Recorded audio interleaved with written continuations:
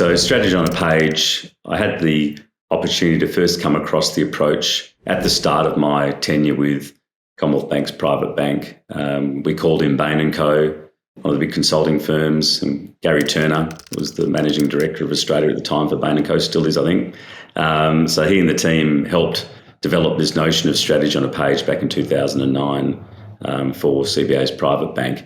And so this is in the big company context. As you say, it's absolutely just as applicable, if not more applicable, in small to medium enterprise. So what it's all about is synthesizing exactly what you're doing, why you're doing it, how you're doing it, and what it is you expect to achieve. And if you can't get that onto a page, you just haven't thought about it hard enough.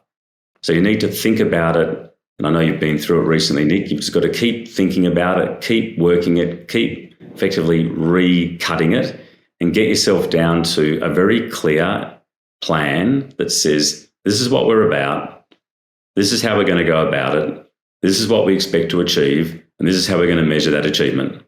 And that is essentially all that you're doing. Any strategy document is that. That's what it's trying to do.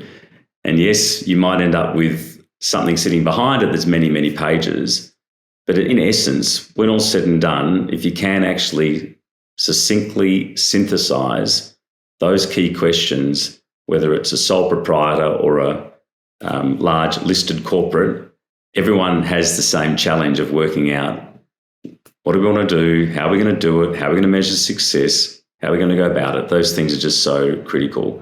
And there's this beautiful clarity that's achieved by having it on one page. Use it with business partners, use it with the people that work in the business. It might be appropriate to use it with suppliers or whoever the other third parties or supporting parties might be. And it's great for the business proprietor because it's what you hold on to. It's really sort of your touchstone. So when in days of ambiguity or there's something that's gone wrong, you look back and say, okay, that's what it's about. It doesn't sit in a drawer and get forgotten. It's on the screensaver. It's a poster on the wall. It's a slide in every presentation. It's all those things.